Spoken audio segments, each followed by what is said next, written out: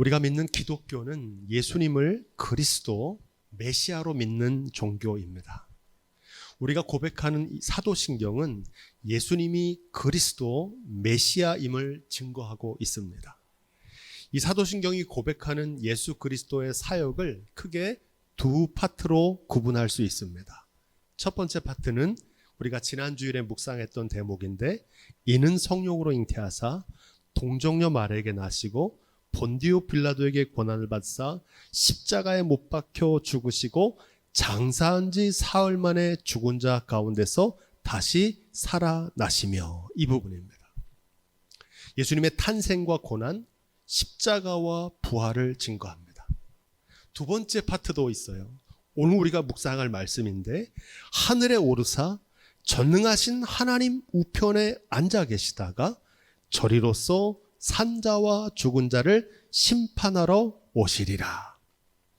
예수님의 승천하심과 재림하심, 심판하심을 증거하고 있습니다. 첫 번째 파트가 2000년 전에 이 땅에 오신 예수님의 초림으로 이미 성취되었습니다. 두 번째 파트는 장차 다시 오실 주님의 재림으로 완성될 것입니다.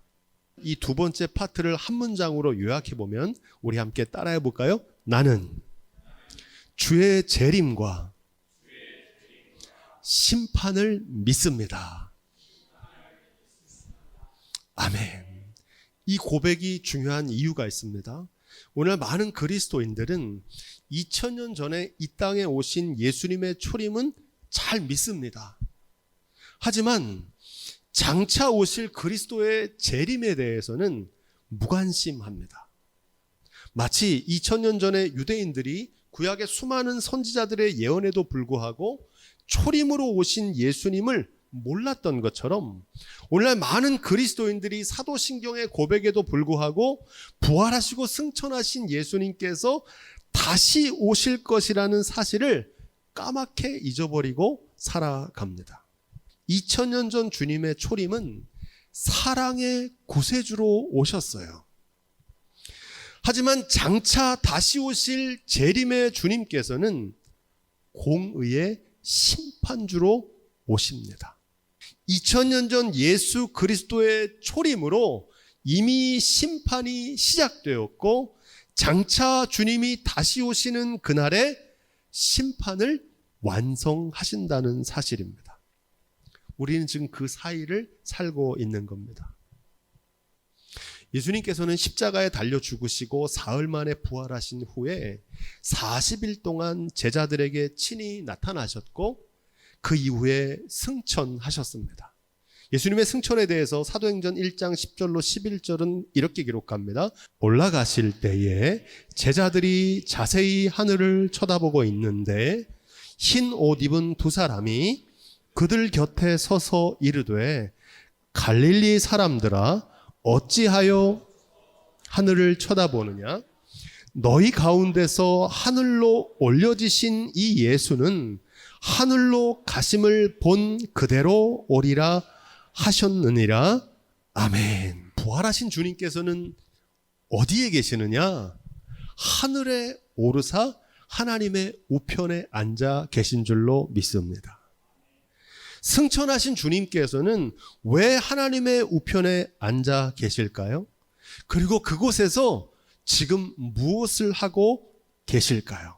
이 질문에 대해서 유일한 해답을 주는 성경 말씀이 있습니다. 신약 성경의 마지막 책인 요한계시록이 승천하신 주님께서 지금 하나님의 우편에서 무엇을 하고 계시는지를 자세히 증거해 줍니다. 그 말씀이 계시록 4장 1절로 2절에 나오는데, 우리 이 말씀을 함께 읽어볼까요?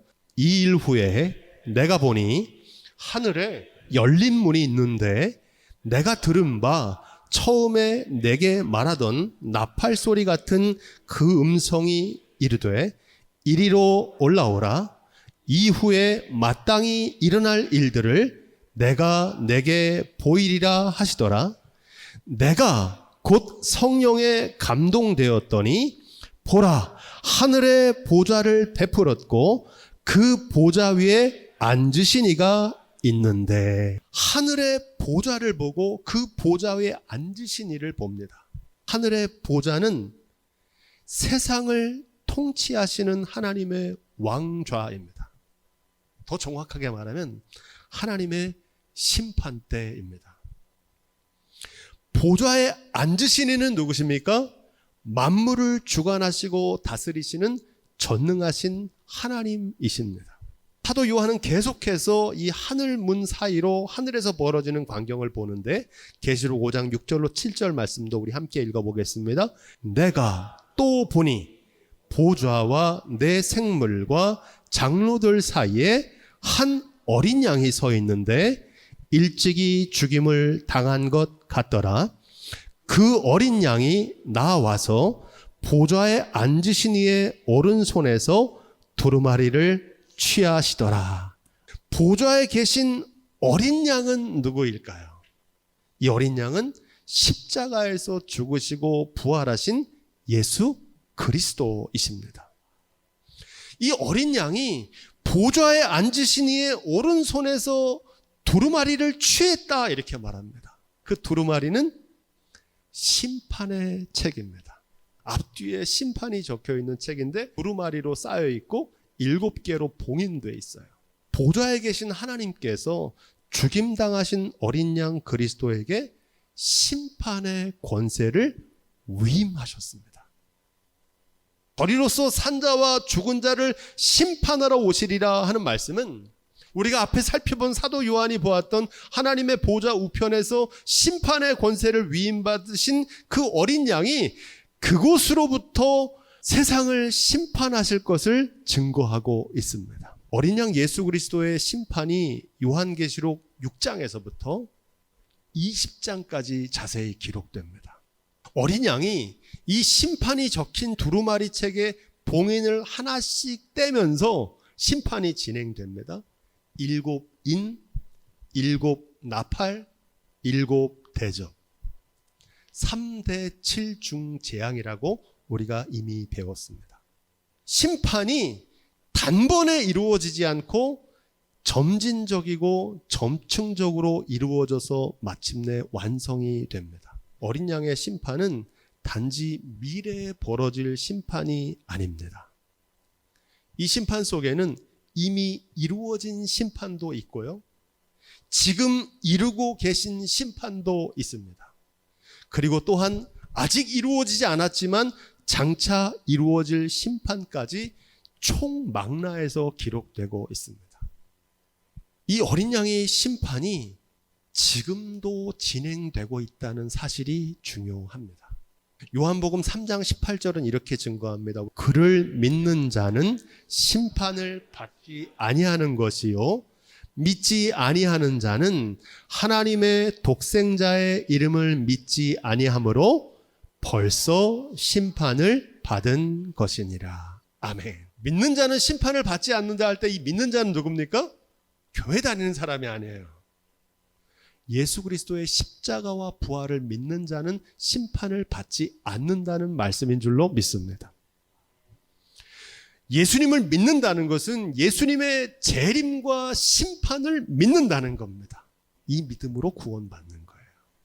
오늘 본문의 말씀은 요한계시록 20장인데 이 말씀은 그 3대 7중의 재앙의 마지막 심판, 일명 최후의 심판을 증거합니다. 이 심판은 왔을까요? 아직 안 왔을까요? 아직 안 왔어요. 장차 올 심판입니다. 부활하시고 승천하신 주님께서 다시 오시는 그날에 벌어질 광경입니다. 우리 그런 의미에서 오늘 말씀 11절을 다시 한번 읽어보겠습니다. 또 내가 크고 흰 보좌와 그 위에 앉으신 자를 보니 땅과 하늘이 그 앞에서 피하여 간데 없더라. 이 보좌는 하나님이 앉으신 왕좌 곧 하나님의 심판대입니다. 그 하나님의 심판대가 열리는 거예요.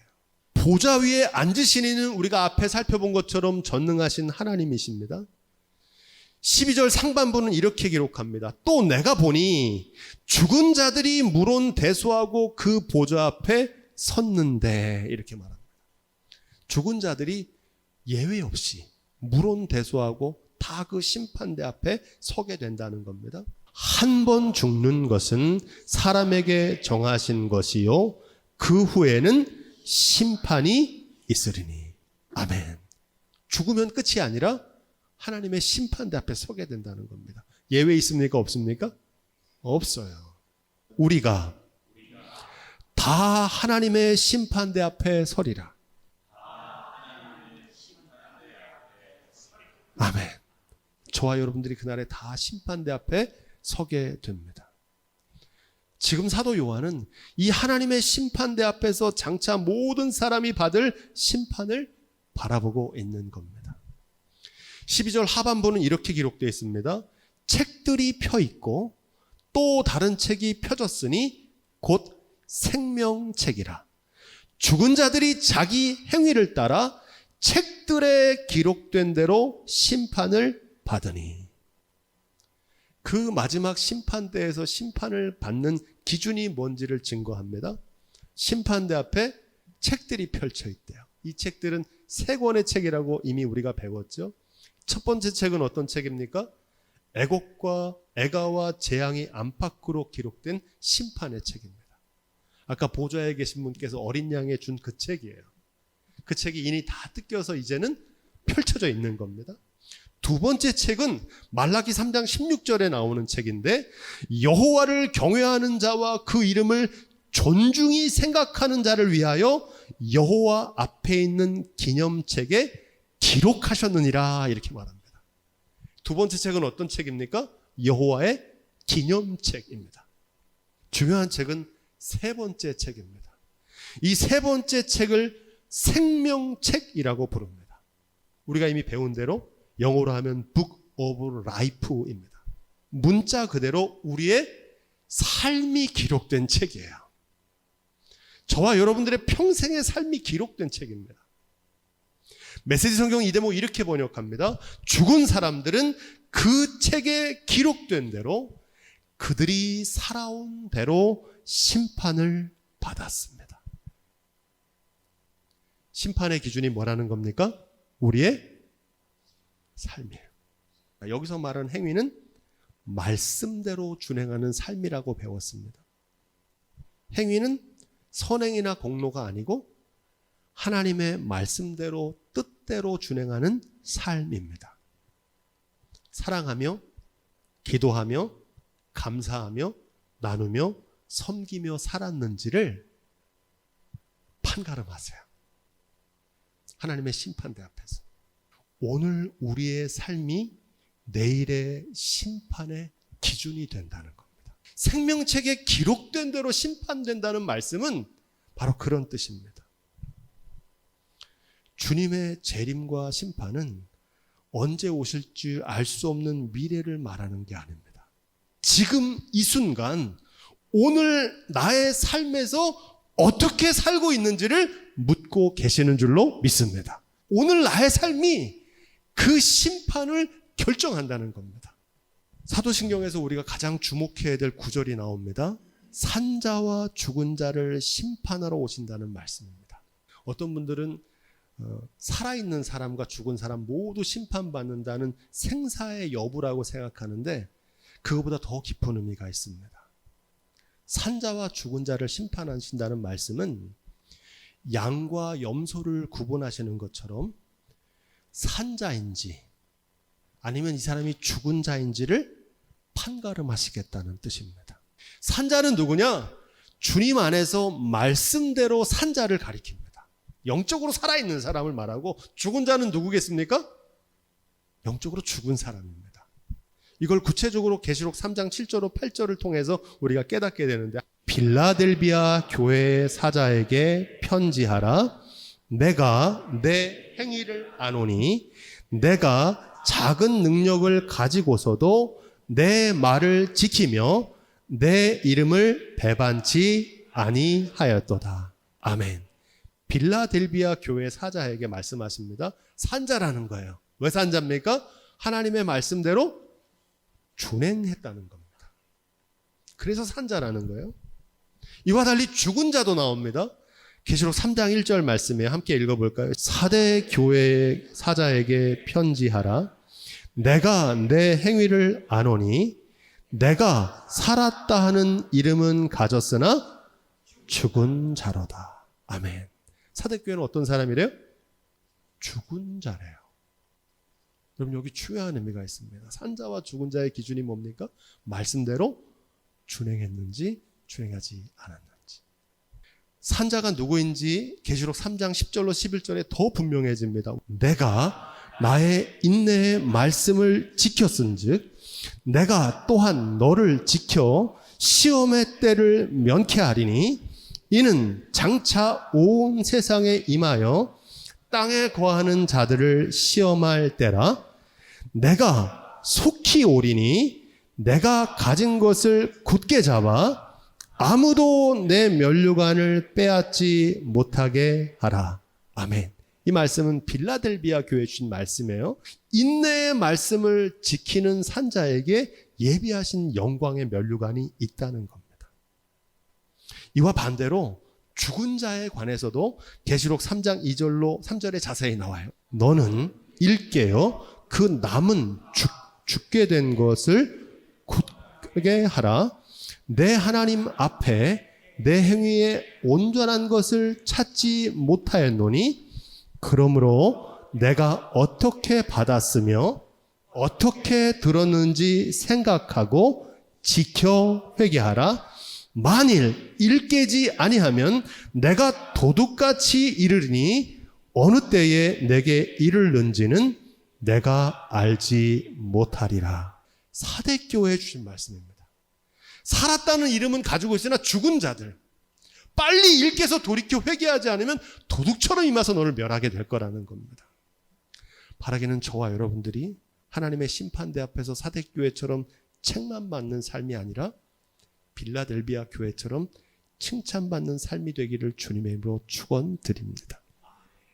주님의 재림과 심판에는 양면성이 있다고 배웠습니다. 제가 자주 말씀드리죠. 심판과 구원의 양면성. 여러분이 양면성을 꼭 기억하셔야 돼요. 심판에는 양면성이 있습니다. 죽은 자에게는 멸망의 날이지만 산 자에게는 심판의 날이 구원의 날이 되는 줄로 믿습니다.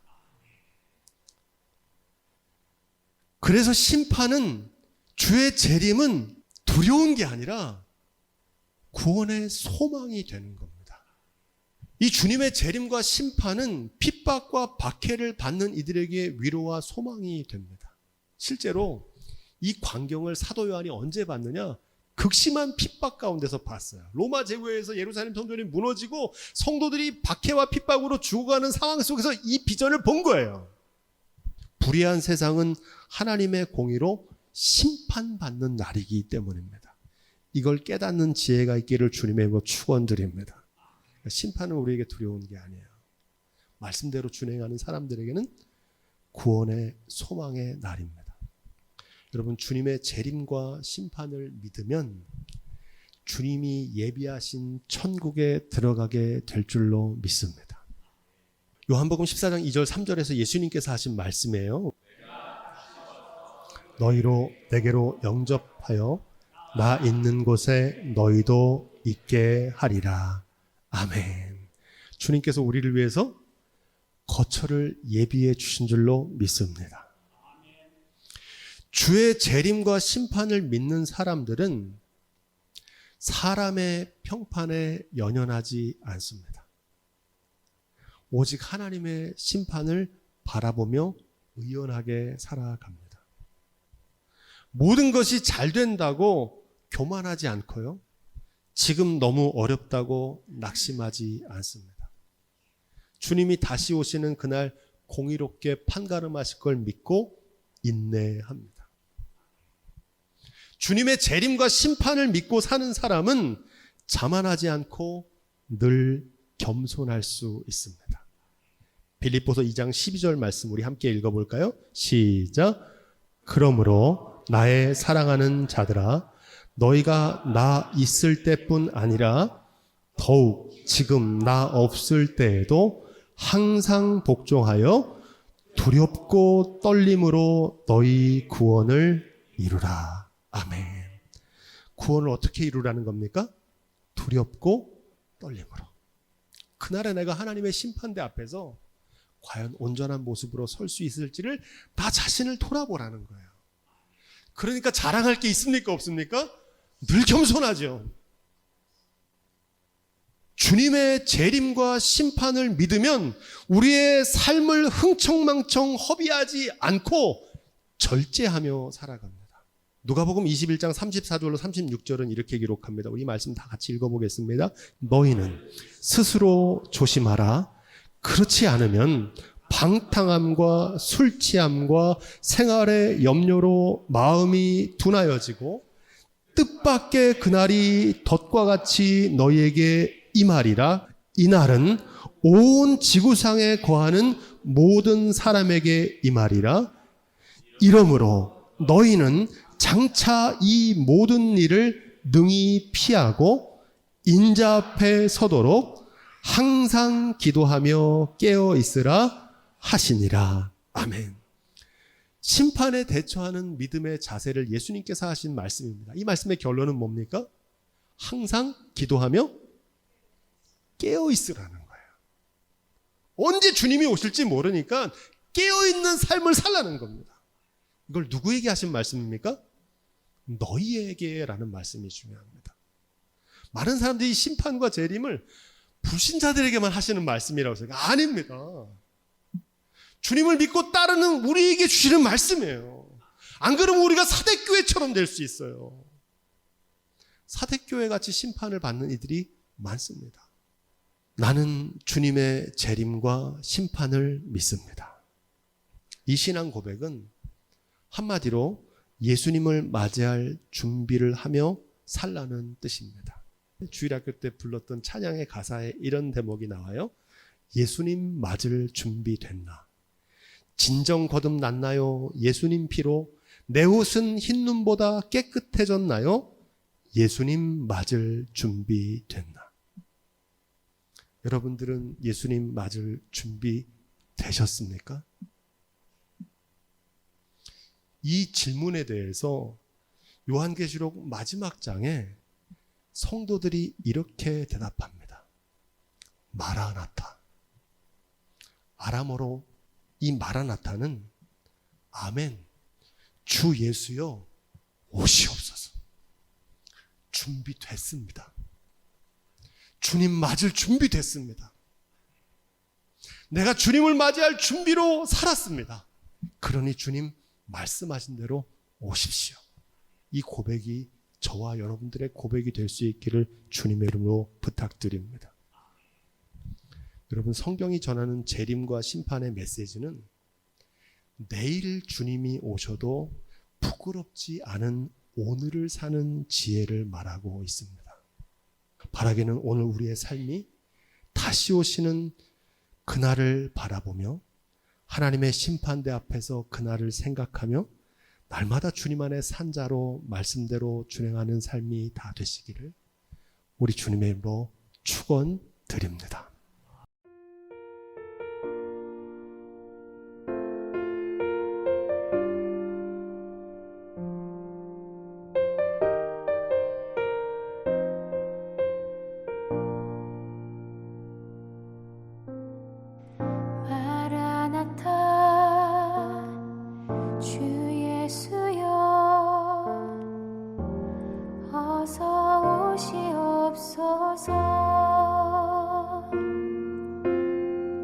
땅의 모든 끝